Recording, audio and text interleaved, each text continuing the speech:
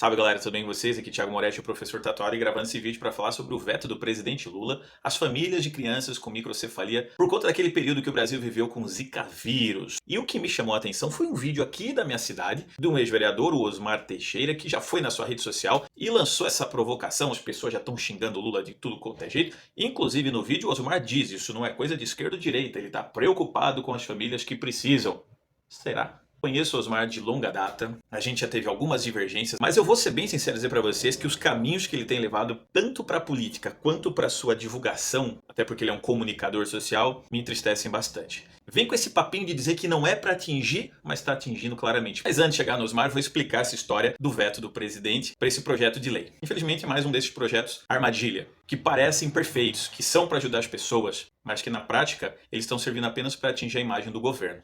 Só para vocês entenderem, projeto da hoje senadora, Amara Gabrilli, que na época era deputada em 2015, para aquela situação triste que o nosso país viveu na época da epidemia de Zika vírus, e muitas mulheres tiveram gestações e nasceram crianças com microcefalia por conta do Zika vírus. Algumas famílias entraram na justiça, ganharam, e aí um projeto de lei se verificou pelo fato do poder público indenizar essas famílias mais do que correto. Isso é perfeito. Mas gente, projeto de quase 10 anos tramitando, passou pelo governo Temer, passou pelo governo Bolsonaro, não foi aprovado antes por quê?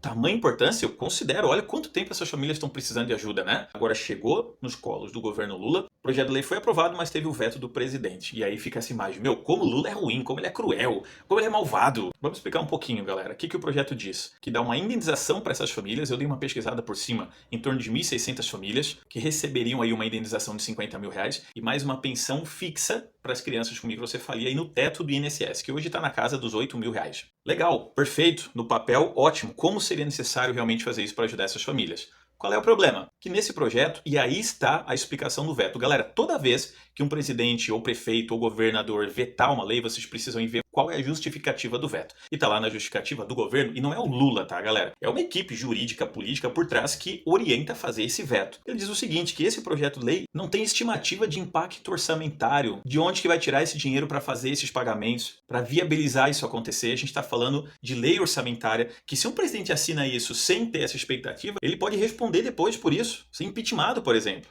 E uma outra justificativa que eu achei bem plausível é a questão da isonomia. Imagina você esse projeto uma vez aprovado, de repente a maioria das pessoas que recebem hoje o BPC podem entrar na justiça exigindo o mesmo princípio isonômico. E detalhe, deixar bem claro, não estou sendo contra, muito pelo contrário, esse debate precisa de verdade ser feito. Agora que seja feito com responsabilidade. E aí eu fico justamente nesse questionamento. O Osmar Teixeira faz esse vídeo, um vídeo curtinho, falando, nossa, o que o governo está fazendo com essas pessoas? Sendo ele um político, foi recente vereador, entende o que é um projeto de lei, como que ele tem que ser escrito, como que ele pode ou não ser aprovado. Tudo isso fica muito claro, meu povo, para vocês entenderem como que está sendo essa guerra de desinformação para exatamente desestabilizar o governo. E aqui também não vou deixar barato, né? Hoje fiz um vídeo recente falando que o governo está trocando a sua comunicação e estou muito otimista para que realmente mude, porque, vamos lá, né? Será que o governo não previu que isso iria acontecer? Será que o governo não discutiu com as famílias? Inclusive tem uma reportem do UOL de uma das representantes das famílias dizendo exatamente isso, que o governo não sentou com as famílias para pensar numa alternativa a esse projeto de lei. Então será que isso realmente não aconteceu? Ô governo, qual é? Não está conversando com a base? Não está indo nessas famílias entender, bolar uma alternativa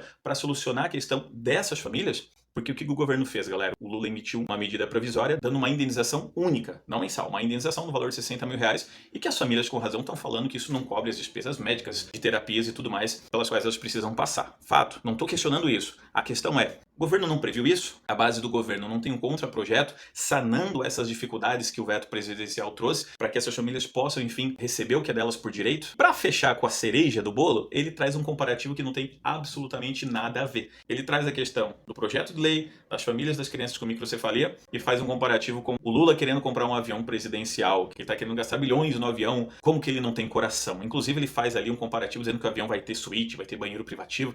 Osmar, para que fazer isso, cara? Gente, para que fazer isso? Primeiro, vamos falar então sobre avião presidencial. O avião atual do presidente, e não achem que eu vou defender a compra, tá? Espero chegar e concluir meu raciocínio. O atual avião presidencial foi comprado em 2004. É um avião que não tem autonomia de voo para o que a gente precisa hoje. Inclusive, recentemente teve problemas numa viagem do presidente ao México. Então eu concordo que precisa trocar o avião presidencial. A gente está falando da sexta economia do mundo, da importância fantástica que o Lula tem no contexto geopolítico mundial, e esse avião vai ser para os demais presidentes também. Ok, o problema é, precisa ser um avião tão caro? Aí o cara fala que o avião tem que ter quarto. Gente, é o presidente do país. Ninguém tá falando em luxo.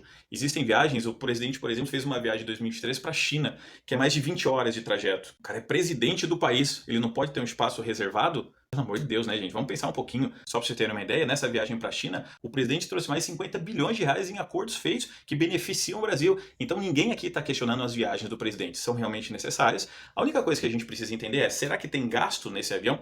Esse gasto é desnecessário? Porque uma coisa é orçamento, galera. Gasto na saúde, na educação, na segurança. É você priorizar esses gastos que o país está ali disponível para fazer. E outra coisa, obviamente, é corrupção, é superfaturamento, é o que realmente não pode acontecer. Então, tem nada a ver a questão do projeto-lei com o avião do presidente. Isso é só para botar fogo na lenha e fazer muvuquinha e ganhar like na internet, que o Osmar tá fazendo. Agora, no contexto, o que eu peço para o presidente? Que compre o avião da maneira mais econômica possível, que seja viável e que seja dentro do que o nosso Brasil precise. Ponto. E para os outros, para esses políticos de extrema direita, que com certeza vão fazer videozinho criticando o Lula, dizendo que ele não está ajudando as pessoas, comecem a rever então, meus caros, sobre o orçamento de verdade que o nosso país tem quando criticam a questão dos impostos, quando defendem emendas parlamentares obscuras, porque a gente realmente tem que economizar. O Brasil precisa de dinheiro. Da onde que vem? Não é só criticar, é saber fazer as coisas direitinho. Então, galera, resumindo, Lula vetou o projeto por inconsistências nele, por questão de inconstitucionalidade desse projeto. Espero que a base governista se reúna e faça de verdade um projeto que alcance essas famílias, toda a minha solidariedade, inclusive, essas quase 1.600 famílias.